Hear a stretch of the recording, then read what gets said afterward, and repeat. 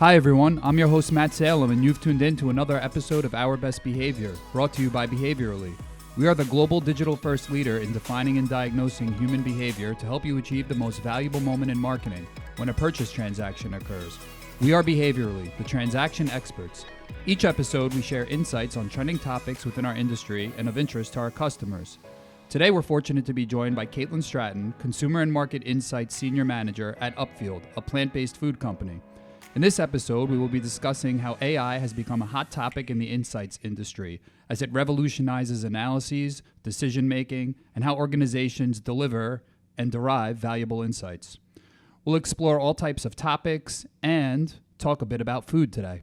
So with that, Caitlin, thank you very much for joining me today. Thank you for having me.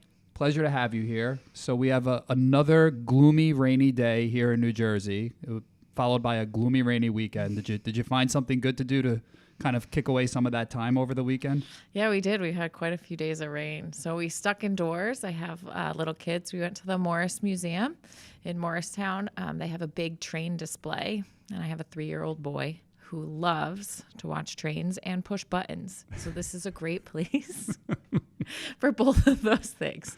Lots of things light up, and he had a blast. Very cool. Very cool. I think that sounds like something I'll have to do with my children. I'd been to that museum once. It was a bit different. It was beards, bourbon, and bacon. So that was an interesting experience for me. Quite different than trains and flashing lights with the kiddos, but I'll digress from there.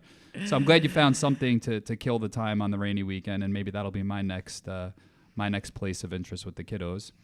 So here today to talk a bit about AI, the impact of AI and insights. But before we go into that realm, tell me a bit about Upfield. I mean, you're a global leader in plant-based foods, one of the largest plant-based CPG companies. I'd like to hear a bit more from you about Upfield.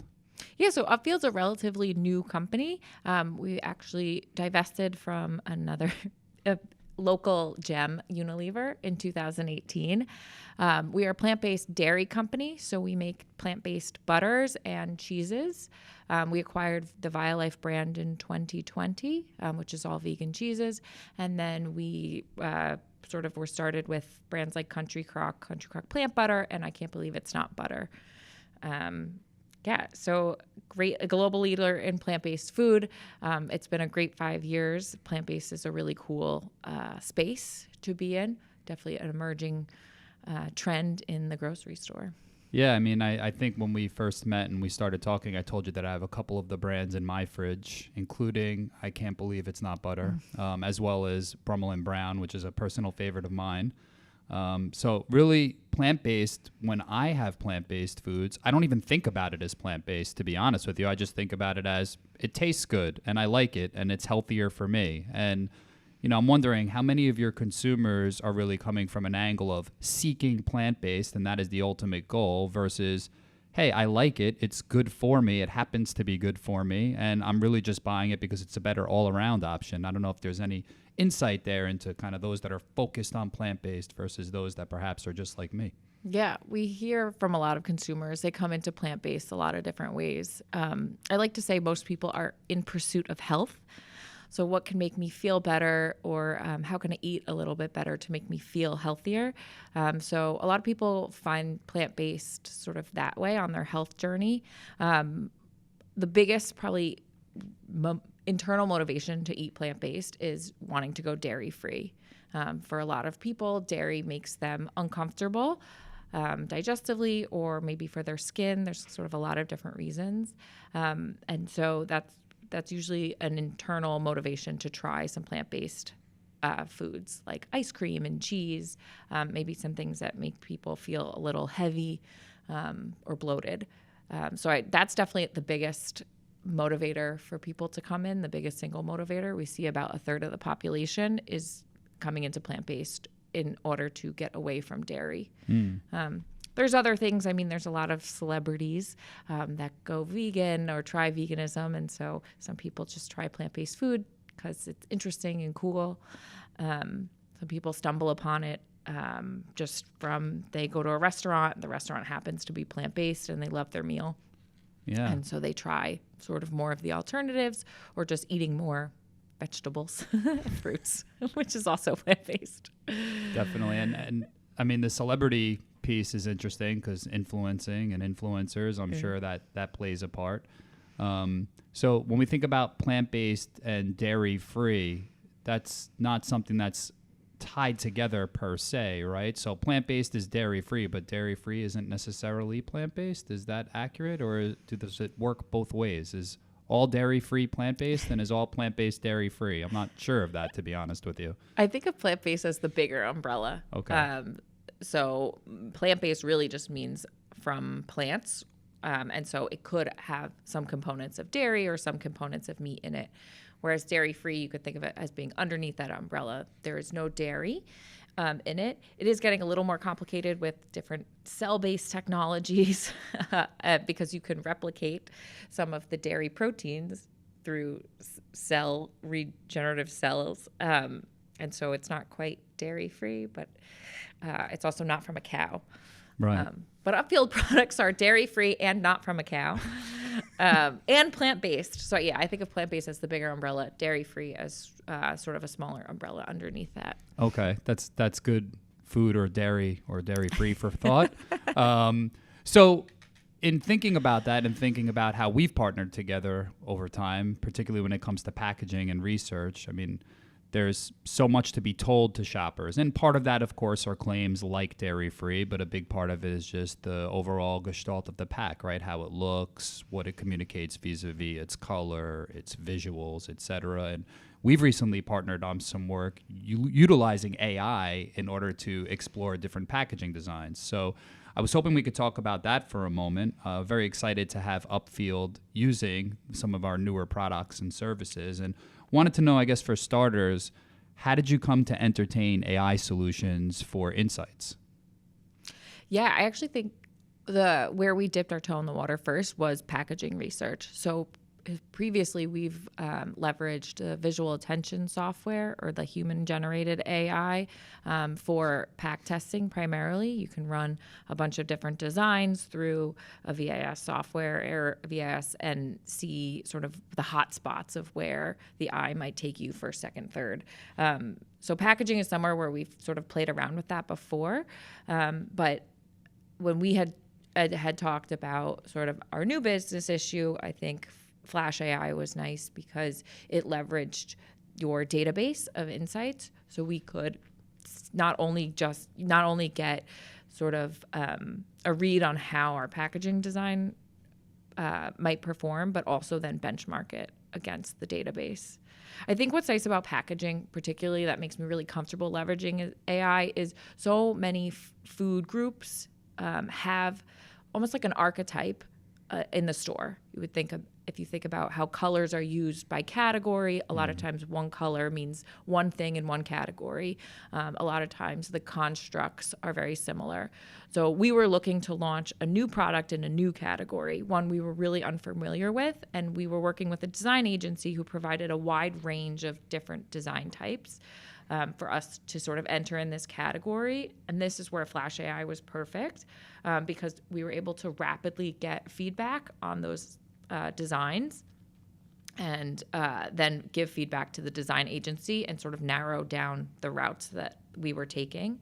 And then I also felt really comfortable because I almost felt like AI knew part of the category constructs better than we did launching into a new category. It was better able to tell us, is this attention catching? Will this kind of stand out on shelf? Are these the right, does it convey the right sort of food imagery or lack thereof food imagery? Does it the right taste cues, I think, was the insight that we got from the Flash AI results. Sure. Yeah, no, it was exciting research and certainly happy and privileged to partner with you on it. And thinking a bit more broadly, you said Flash.ai and packaging obviously felt like a natural match, but thinking about other areas of your business, are you seeing AI come into your business, whether it's other ways and insights or just more broadly in the organization? And if so, can you share a couple of examples with us at high level? Yeah.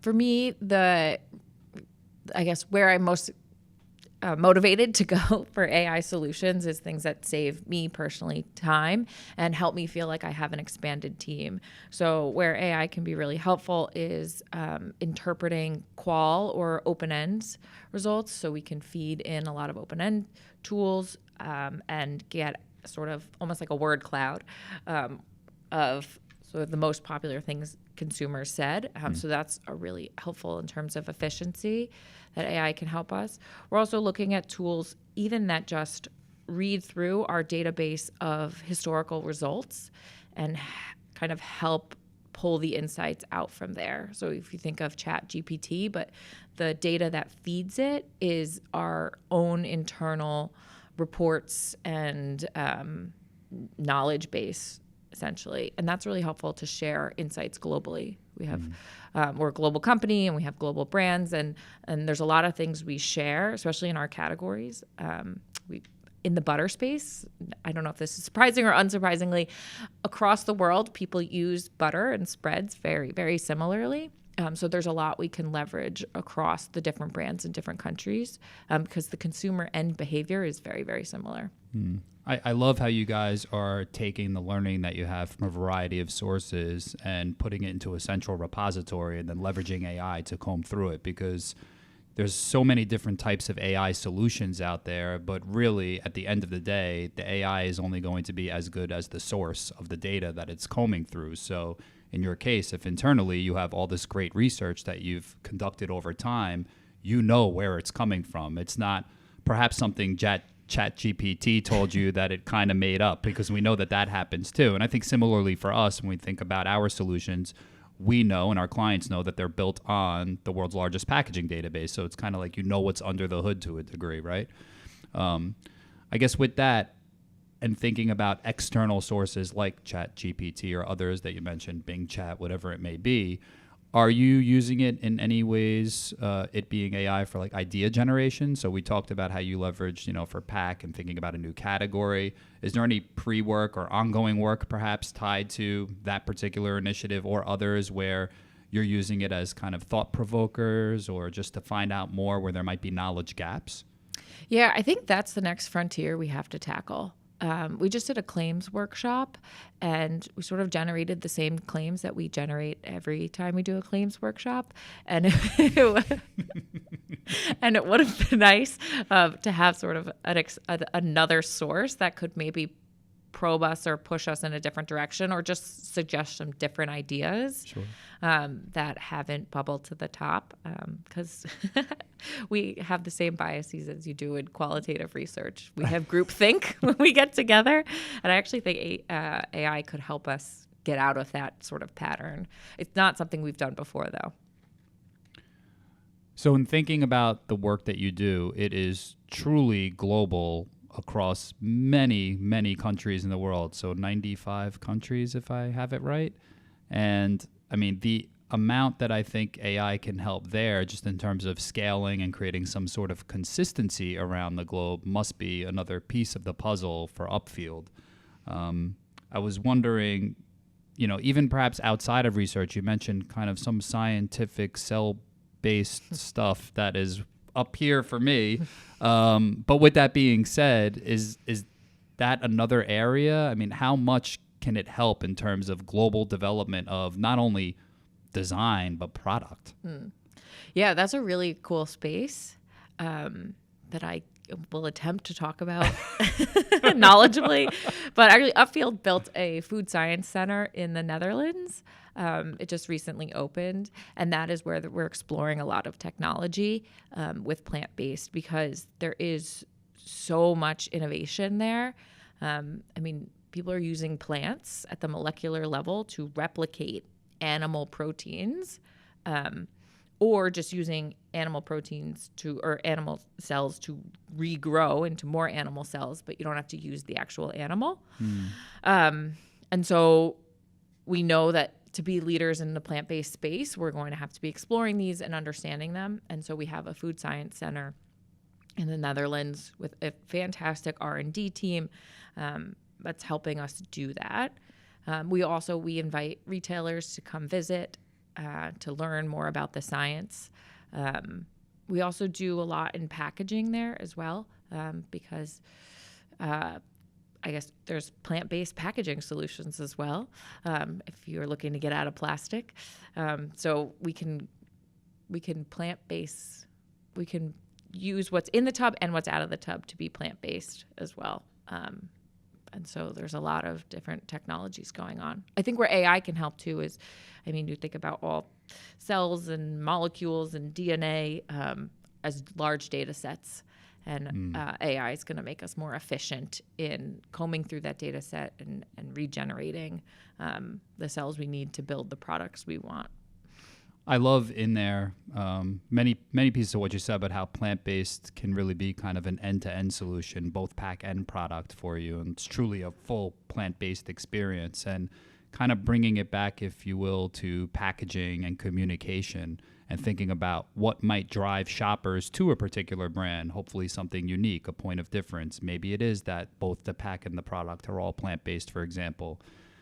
I would also imagine that given the plethora of brands in the category, the competitive context, that there can be a lot of confusion with different types of claims being made. And, if any of this additional technology was brought to the table in consumer-friendly terms, that might even just add to that mix. So, I'm wondering how you guys think about trying to avoid that shopper confusion in a space that is growing tremendously, but is also at the same time, because of that, quite new to many shoppers. And when they come in, they want to be informed. Are there any particular ways that you're leveraging research or AI in order to help avoid shopper confusion or understand what drives understanding, for lack of better terms, as people shop? No, when we survey consumers, and I see this in third-party research as well, just at shelf confusion is the number one sort of deterrent in terms of going plant-based. It's hard to learn new categories or new ways of eating, new ways of cooking. So a lot of consumers are having a hard time with that. And I think as a manufacturer, a plant-based food manufacturer, it is sort of on us to make it as simple as possible. So it is something we think about a lot. What is the front of pack design? What is the back of pack design? What messages do we want to communicate in the forefront? Are we communicating those messages in sort of the right way for our brand and for those shoppers? So the example I like to use is Country Crock Plant Butter. That's a new product we launched in 2019, completely dairy-free. And so while we were developing the packaging for that, we did a lot of consumer qualitative. We did focus groups and in-depth interviews with consumers, and we put a lot of messages in front of them. Is vegan the right sort of word to be used for that product, or is it dairy-free, or is it plant-based? We ended up going with dairy-free. That's what most consumers sort of understood, and the benefit they were looking for from a plant-based butter. And so then the next step is like, okay, we know we want to highlight the dairy-free term on pack, but how do we make it kind of stand out in the forefront? So if you look at the Country Crock Plant Butter packaging, it's a white background, sort of a white billboard on shelf.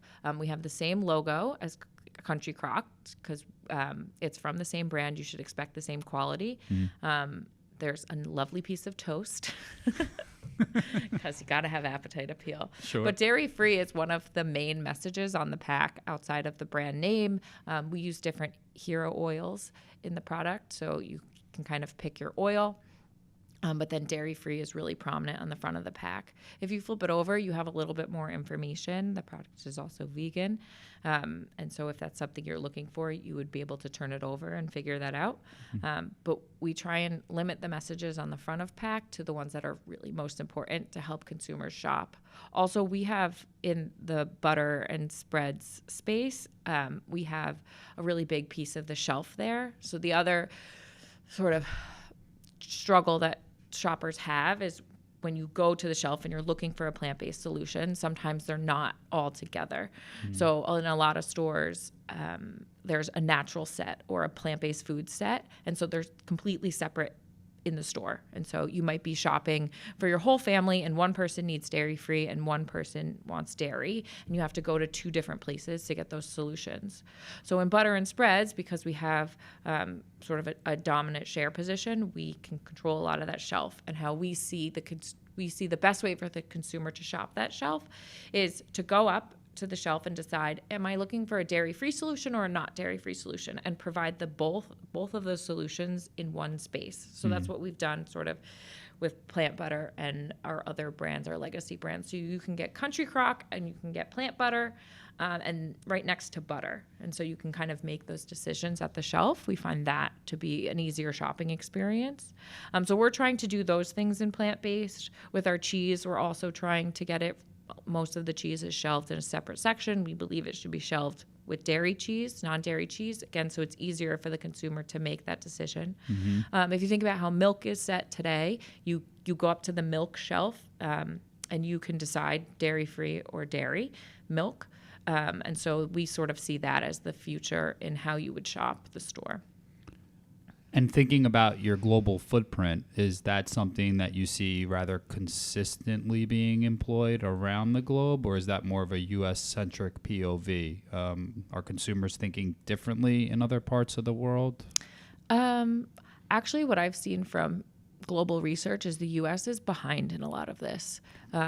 In Europe, we see much more adoption of plant-based, and really stemming from internal motivators or motivators around the planet and sustainability and animal welfare. In the U.S., we tend to be a little me-centric. Right. So I would say, yes, globally, that's sort of where I see the future going, is you shop sort of the category you need, and then you make the decision plant-based or dairy-based. And I actually think the U.S. is going to take longer to get to that point. Okay. So then in thinking about global still, and U.S. being a laggard, I guess, when it comes to just leveraging artificial intelligence day-to-day within plant-based foods, do you think that the opportunity is greater, one, outside, or two, inside of the U.S. for just generally using AI? But moreover, I guess my question, is it insights related? Is it idea generation related? Is it the technology to help make the products better? Is it the technology to help make the pack structures better? Is it the marketing to shoppers? Is it everything? I mean, frankly, is it just going to encompass everything we do and in different magnitudes? I think the sort of where we can make the most leaps and bounds would be AI helping us with the actual product. We know that plant-based foods are not all things equal to their dairy-based or animal-based counterparts. Right? We know that in a lot of categories, especially cheese, a slice of plant-based cheese does not taste like a slice of dairy cheese. It doesn't melt and stretch the way that it does. And a lot of that has to do with the complexities of dairy proteins, what they're able to do, the different forms that they can take. I mean, if you think about it, dairy can be liquid milk. It can be like a heavy cream and turn into a whipping cream. It can be frozen into ice cream, and it can melt and stretch in cheese. So it's a very complex and sort of a protein to replicate in a plant-based manner. So I actually think that's where AI can help us the most, because once we get those products sort of a one-for-one swap with their animal-based component, we see a lot more adoption. And I do know that because our plant butters are a one-for-one swap with butter, and we see the adoption just sort of we see the adoption pick up once we communicate that. You know, it's a one-for-one swap. You just replace it in your recipe. You have to do nothing else. We see consumers adopting it faster, and then we see them sticking with it as well. I love the food science angle there for sure. It raised the question as we begin to close out here in my mind. Is the ultimate goal to see plant-based as a one-for-one across the board? I mean, I could understand completely how that helps adoption. Or is it a bit more dependent on product type, and maybe it's a alternative that has trade-offs? In other words, the example I always think of in my mind just from snacking is baked chips versus non-baked chips. So I love a baked chip. It's got a lot of health benefits. I like the taste of it. I like the crunch, the texture. It ain't the same as a regular chip. But if it was introduced to me as this is an alternate that's just meant to be your next chip, I'm coming in with the expectation that it's a regular chip and it better tastes like that. But if it's explained to me like, hey, this is a bit different, it has its benefits, but it still has crunch, it still has salt, but it's going to taste a bit different, I'm coming in with a different lens. So do you feel that ultimately it's going to be beneficial to promote these products in the one-to-one fashion across the board? Does there maybe need to be communication that differs, and coming back to whether it's pack or marketing support to tell shoppers, hey, don't expect it to be as stretchy or as meltable as regular cheese, but it still tastes darn good and it does melt in its own way, you know? Yeah. I mean, I think the goal right now is to get adoption and get that 1-for-1 with the animal based. It's the easiest sort of change in behavior for people. But I think the long-term vision would be for everyone to adopt more plant-based eating more of the time. I'm not saying you can't have meat or dairy every once in a while, but the idea, I think, is that you would eat plant-based most of the time, as opposed to right now, I feel like a lot of people eat animal-based most of the time and occasionally have plant-based when they're looking for healthier or lighter or less bloating.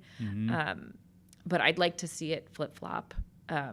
Just from the more environmental standpoint, we can't keep eating as much meat and we can't keep as much cows around to make as much dairy as we're consuming today. That just mathematically won't work in the future. So I think it's about small changes now and getting people to adopt the idea of plant-based so that eventually, 10 years down the road, their mentality and their diet have flip-flopped so that they're eating mostly plant-based, but they haven't feel like they've given up anything. And then every once in a while you go back for meat for the nostalgia or the to your roots. of it. Yeah. Yes. Well, I guess that leaves me with a last question for you. Upfield products aside, plant-based, what is your favorite plant-based food? If we had to go outside of Upfield's offering, or at least outside of butter spreads for a moment there, right? What is your favorite plant-based food? Do you have one that you even eat weekly? It's part of your family's repertoire. I don't know. Well, it definitely would be in snacking. Plant-based food snacking is a super fun space. Okay. So right now, my plant-based snack of choice is these crispy chickpeas, and they come in all different flavors. So you can have spicy, or I'm really into the honey ones right now. And for me, that gets me that sort of crunchy sensation that a chip would. But I feel a little better because it's a chickpea. Yep, for sure.